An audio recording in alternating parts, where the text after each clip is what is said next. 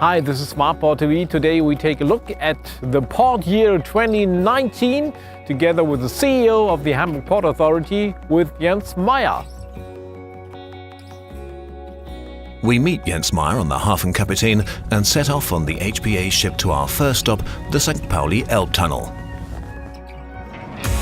Renovation of the Elbe Tunnel's eastern tunnel has been successfully completed. I think it's fair to say that it's a project that's very close to the heart of the Hamburg Port Authority. What's its significance? Well, as you say, we care about preserving Hamburg's historical monuments. Many employees, indeed many people in Hamburg as a whole, are very happy that we've seen the project out and completed it. There are still a few checks to carry out. We've already tested the safety systems, the smoke exfiltration systems and things like that. And we'll be able to open the tunnel to the public soon. It will kick off at the beginning of March with an exhibition at Hamburg City Hall, where you'll be able to trace the history of the tunnel and also understand how it was built. That will move to the tunnel in May when it's been opened. And it will be great when you can actually enter the tunnel. And there will be a short period when both tunnels can be accessed. So what can we expect in terms of further renovation work when it comes to the West Tunnel? Well, we want to begin renovation work on the second tunnel in the middle of the year. And based on what we've learned during our work on the first tunnel, we'll be able to proceed faster. Even though we know it sustained war damage, having been hit by a bomb, so we have to assess that. But even so, we think we can get the work done quicker than we could with the first tunnel, so that soon we'll hopefully be able to use the whole of the tunnel. So we continue our journey through the Port of Hamburg on the Hafenkapitän. It's part of the Flotte Hamburg, consisting of 50 ships and 40 lighters. And the successful service company will continue to operate in 2019.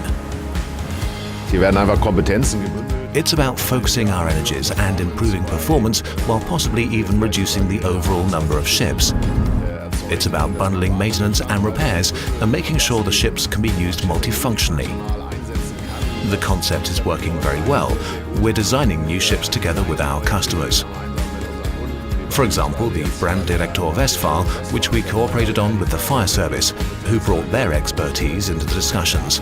And we have our expertise in terms of shipyards and construction, and in terms of optimizing costs for maintenance repairs. That also applies to the Water Police and the LSBG, the State Infrastructure Department, and also, of course, for the HPA's fleet, with 50 ships and 40 lighters. So bundling this expertise has a lot of advantages, and we're very happy about it. So how extensive is this refurbishment program going to be? Well, we've begun to re-equip, so we're using the ships in a multifunctional way for the HPA and for the police, so that they can be repurposed quickly when needed by the police, when we have a big event like the port birthday party. But the new build program also applies to fireboats. These boats are also multifunctional. They can also be used for bridge inspections and diving duties. What's also special about them is that they are what you could call plug-in hybrids in the language of the car industry. So they can operate exclusively on electric power, but they also have a diesel with a purification system and catalyzers. So that in diesel hybrid mode, they are very emission light. And we're looking forward to them. Hybridbetrieb diese Schiffe extrem emissionsarm unterwegs sind und auf die freuen wir uns natürlich ganz besonders. Navigation channel adjustment is also going to be a key issue this year for the Port of Hamburg. In 2018, legal approval was given for channel changes, and another milestone will be achieved this year. Well, of course, it's a major milestone that we'll be dealing with this year. Last September, we started the process of clearing war debris. And in the background, you can see the buoys that have to be changed.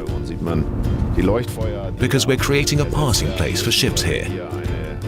Widening the channel to 385 meters so that the larger ships can pass each other here without the need for tugboats.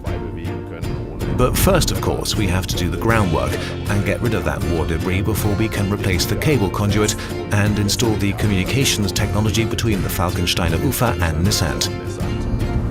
The dredging work will begin in the coming days. The passing place will be finished in 2019. We're starting work in the summer so that we can be finished by the end of the year. Then in 2020, the Elbe is going to be dredged deeper. The buoys here on the Blankenese side will be renewed because everything's changing, of course, in terms of how the ships approach this section of the channel. And all this is going to be done by 2020.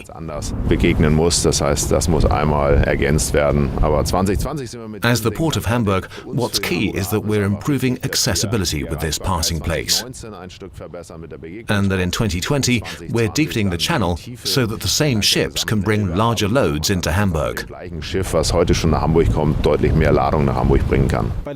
And in terms of the massive new container ships that are due to come to Hamburg, how is the port preparing for that?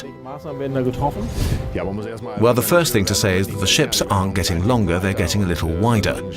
And in terms of these new ships, 3 shipping companies have ordered them already. We're gathering data in terms of length and width, and also draft above all, and also in terms of ship maneuverability and the engine specifications. We don't have all the data yet, but when we have all that, we'll implement simulations together with harbour pilots and the captains who will command these big ships. It's about how to turn the ships, how to dock them in various conditions, and how to attach the tugboats.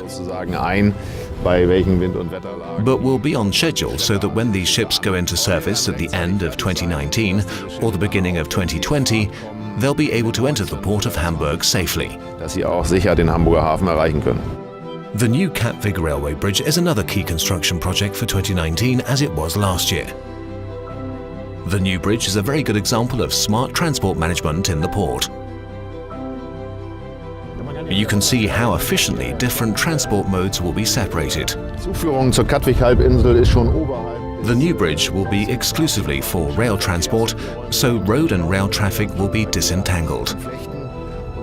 It's a very important project, so what we started with the Reta bridge, we can finish here with the KATTWYK bridge. The project has faced many challenges. What are they? Well, first of all, these 2 pylons have to be connected, which is why last year a large conduit was installed under the Elbe, and at the moment you can still walk through it. This is where pipes and cables will be laid, including an internet connection. And both bridges will be controlled from one control center, so they can be controlled remotely if need be.